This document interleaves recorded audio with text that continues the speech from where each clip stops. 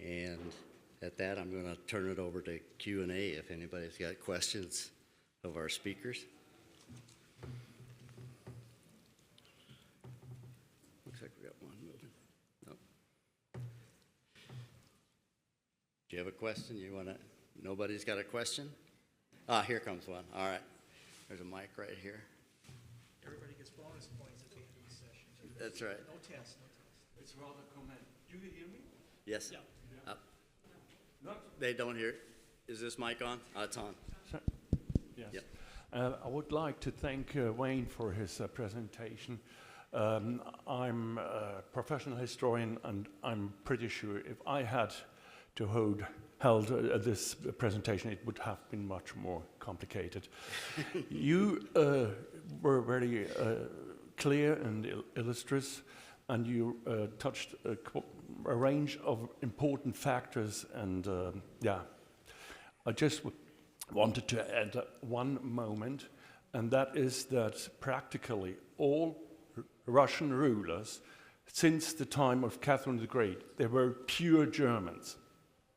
That is important because they had contacts back to their homelands, so the Germans, they all married German princesses. They invited Germans, among others, German scholars. One of them was the agrarian Baron von Haxthausen, and they studied the situation in the 1830s within Russia and gave some recommendations. So I don't think it has to be overemphasized, but it might be mentioned. Thank you very much. Thank you. And I might just mention that that's Reinhard Nightingale, and he's going to be speaking tomorrow. And he's going to not only fill in part of the life in Russia, but immediately following at the question and answer, he's going to talk about the things he's associated with Germans from Russia in Germany and the former Eastern Russia, et cetera. So there's just lots of things going, but just so you kind of know who that face was that talked to you with the accent that wasn't Texan. I'm not sure if the microphone works, but I'll kind of speak out. I was with Carolyn's. I was just going to mention with Carolyn's talk on Mount Tambora. I think one of my good colleagues in political science at my department is kind of a Lincoln aficionado, Abraham Lincoln aficionado, and Lincoln, I think, had memories of the year without summer in 1816. I think he was still in Kentucky, but before he was in Illinois. But parts of North America, as she noted, were affected. So there were some memories of that, even as far away as places like Kentucky and parts of what we call the Midwest today in the United States. So it's kind of interesting to kind of connect some American history with it. And that's a great point to how nature, we live on the world stage where nature sometimes will intervene along with disease, and despite what we do, sometimes, we are affected by, larger forces. So I really appreciate that issue. And I was just thinking too, when Carolyn mentioned the dates of 1816 and 17. So my mother's family, they were from Baden-Württemberg, but they went to Prussian Poland in 1799 during the Napoleonic, just at the beginning of Napoleon's career. Just on the verge of the Napoleonic Wars. And I think about 1816 and 17, they moved to Bessarabia. They were evangelical Lutherans. And I'm not sure if exact dates, but it was roughly at the same time, come to think of it. So they moved to Prussian Poland, then moved to South Russia. So I'll have to look into that. So I appreciate that insight. Yes. Hi, question for, Is that mic on? Have you got that mic on? Have we got that mic on? Yep. You can go now. perfect. Question for Dr. Schmalz. Wondering about the Mennonites who had gone to Siberia as opposed to going west. What became of those Mennonites under the Soviet Union? I assume if you're in the middle of Siberia, you're somewhat low priority for some of their russification programs? Maybe Wayne or others could help on that. But I know, with land hunger, they're moving east. And that was the Russian frontier. They moved east while we met west. We ran into them in the Oregon country in the early 19th century, the Russians. But I think by the time we get to the late 30s, I think early 40s with the mass deportations, I think eventually those local populations get integrated into the, not just the Mennonites, but other ethnic Germans and other deported peoples get integrated into the, if not the Gulag system, then the special settlement system. So they're kind of maybe last priority, but by the mid-40s, that probably would have been that process probably would have been completed from what I gather.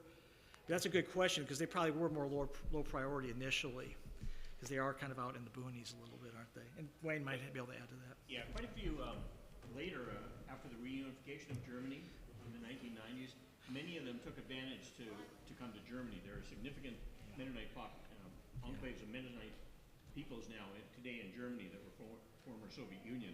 Yeah. It's kind of a culture shock for them, and some have gone to Canada too. I've heard even until recently. I didn't realize there was a significant group from Germany coming to Canada now too, Mennonite being sponsored. So the process continues. Yeah, the largest mass migration of ethnic Germans ever, right, was in the 1990s. We lived through it. Dr. Cloverdance made that point. Okay, it was just pointed out to me that I hadn't turned around and looked, but Carolyn Schott is back with us. If you have a question for her. I do. And she can hear us. Can we hear you, Carolyn? I don't know. Can you hear me? Yep, we sure can. I have a series of questions for you. All right. If I may ask, call upon the tolerance of the audience, because I have multiple questions. I, too, am a trained historian and followed that profession for over 30 years. I had a question about the impact of the particulate on the soil of Eurasia. You spoke about the difficulties of the year in terms of its effect on climate, but was there a positive impact for the deposit of that particulate on soil across Eurasia? Or you didn't look at it, so can't answer the question? That is an excellent question that I cannot answer because I was focused primarily on what factors would cause people to immigrate. I was focused more on the weather and what people's perceptions was. So there may well have been longer term positive impacts, but people didn't really wait around for that. So I don't know. I also wanted to ask, was the impact of the volcano, as you described it, in terms of rains and floods and things that interfered with the ability to grow food on areas where it traditionally had been grown, was that a phenomenon that the emigres saw and experienced as they moved east? So, or was it particularly severe in the countries of what we call Western Europe? So the Mount Tambora had a worldwide impact for sure. My best information is about Europe, which is what I talked about today. As Eric mentioned, definitely North America was also affected, and there is some good information about that. I just didn't include it in my presentation today because I only had 30 minutes. I do a longer version of this, and I do talk more about North America. So there probably, so I know it was worldwide. I know there was a lot of impact, in many places. I don't always have good information. There was impact even in Asia, but I don't have good information about what that impact was. So I'm sure that there actually was an impact, in actually some of the Russian lands, where our people were coming to, but I just don't have enough good data on it. I was also struck by your very wonderful description of the decrease in agricultural production during those years of the rains and the floods. And I thought about the technology and those persons who would have been plowing the fields, mostly peasants, and the technology they would have owned to do that plowing. Was that dirt so heavy from all of the rain and the constant moisture that at first they put it off, waiting for the land to dry a bit, but it just didn't dry, so that what could they do? Their animals, their plows, couldn't get through the mud. to plant anything. Do you believe that was also a factor? You know, I'm sure that it was. You know, I'm not a farmer myself, but, you know, knowing the tools of that day, you know, yes, I mean, they needed the conditions that they were used to, you know, to plant and use the tools that they typically had. And I mean, the conditions that existed were horrendously bad. Now they did come up, I won't say new technologies, but it was interesting because they did come up with new techniques for, you know, here's how you grind flour for wheat that you've had to harvest too early or is too wet. And so, you know, so that, you know, people were innovative in coming up with new techniques for things, but, you know, the equipment they had was the equipment they had. So, yeah, I'm sure it was a very difficult time. You know, if you had somebody who actually farmed, you could, I could probably, you know, which is not me, you know, I could probably talk about that more at length, but. Thanks. I had a question for Mr. Garman. Okay. When you spoke about the impact of war, you also talked about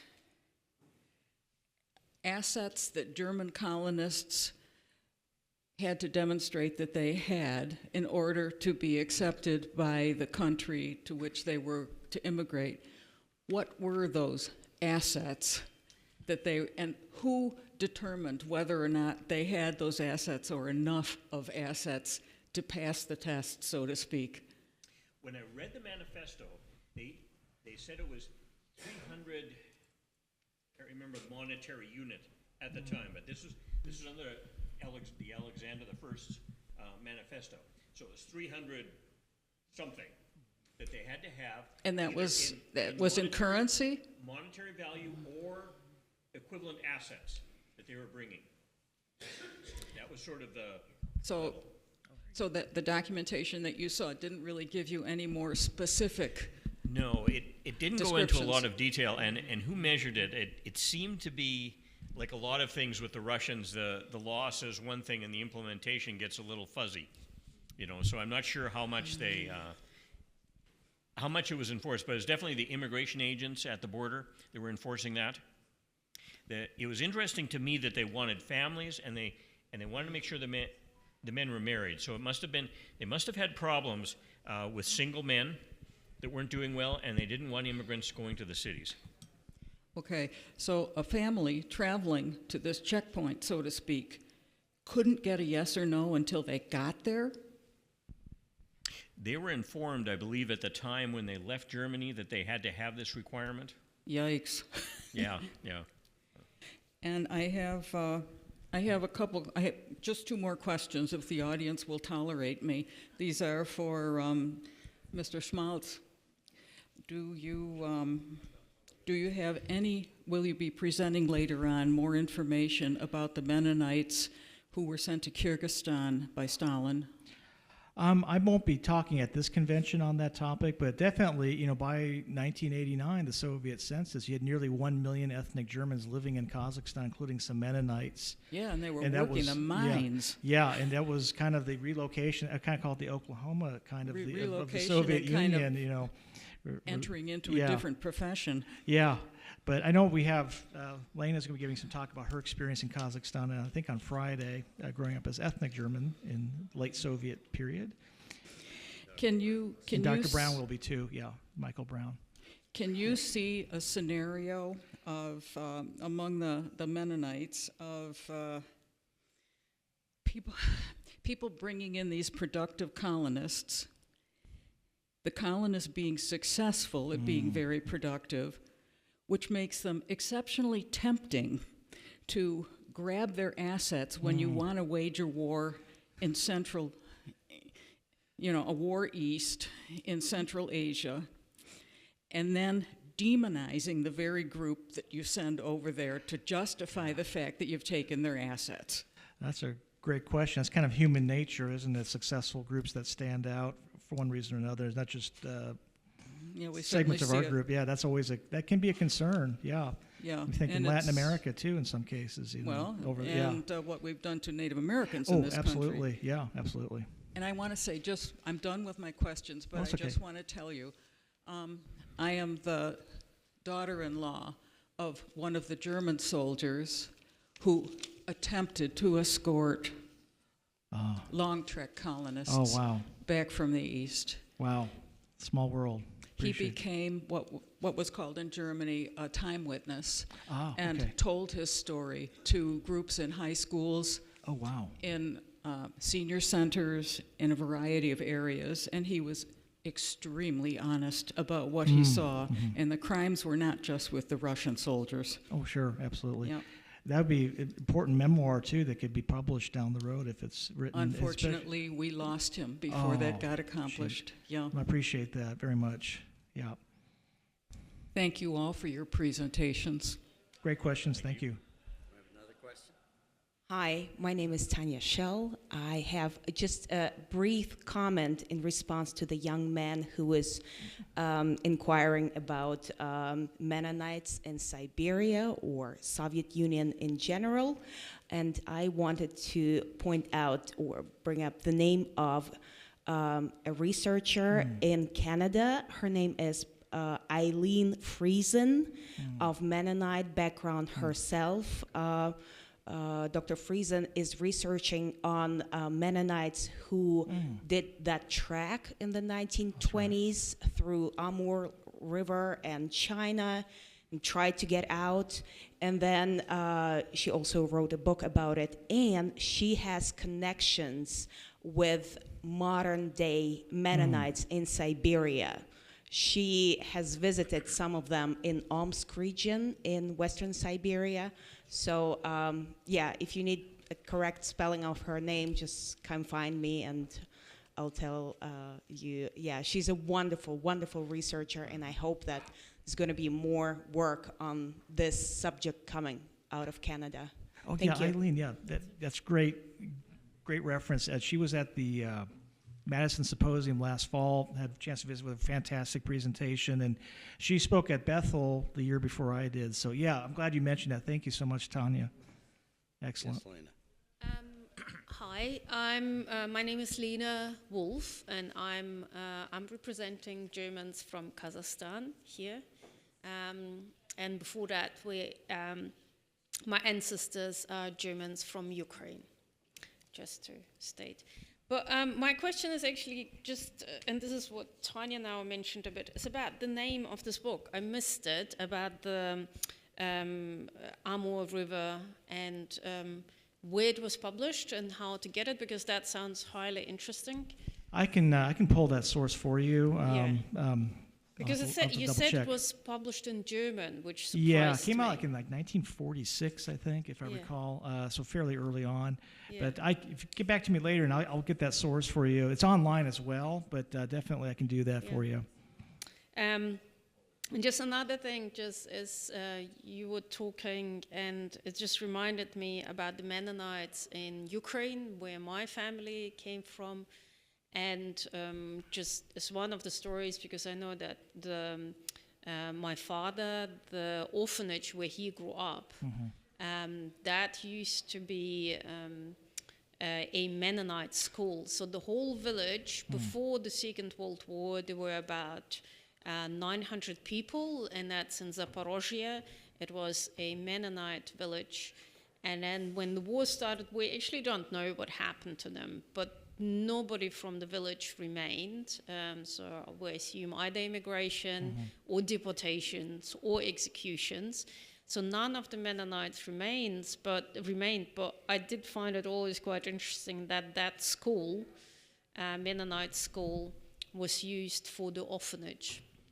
And a lot of children in that orphanage were someone like my father, whose parents were Germans from Ukraine and whose parents were arrested or sent to a gulag or executed. So there were a lot of those kind of German children that were put in a school that used to be Mennonite German school. So it's kind of funny. So they reused the building for, executed the parents and put the children in the orphanage and reused the building.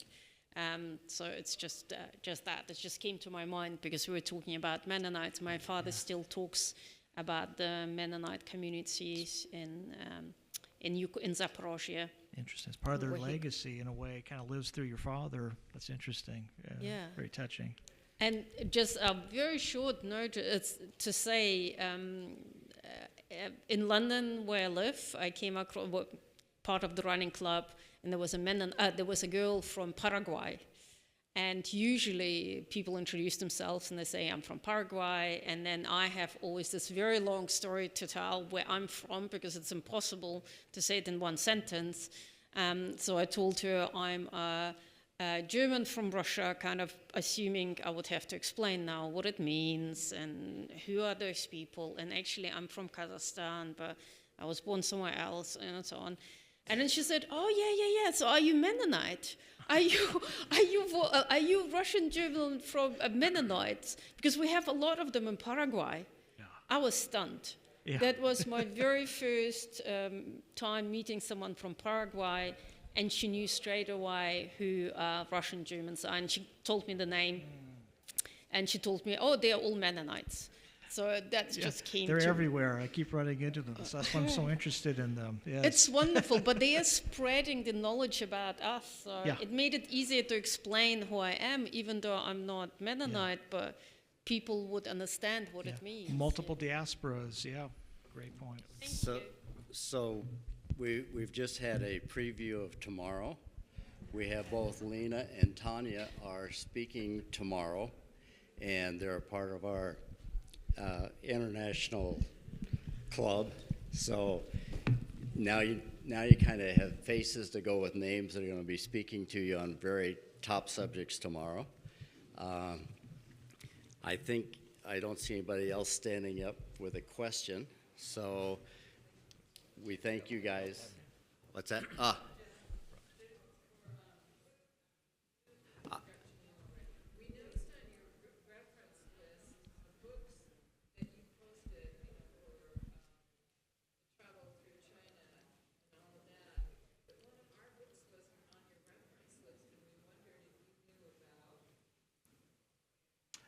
I'm not sure, but I'd be most interested. May have heard of it. Okay. Yeah, I'd like to get that reference. That'd be great. Like I said, I'm still researching and learning, so definitely take a look at that. Yeah, appreciate it. As the book club president, you could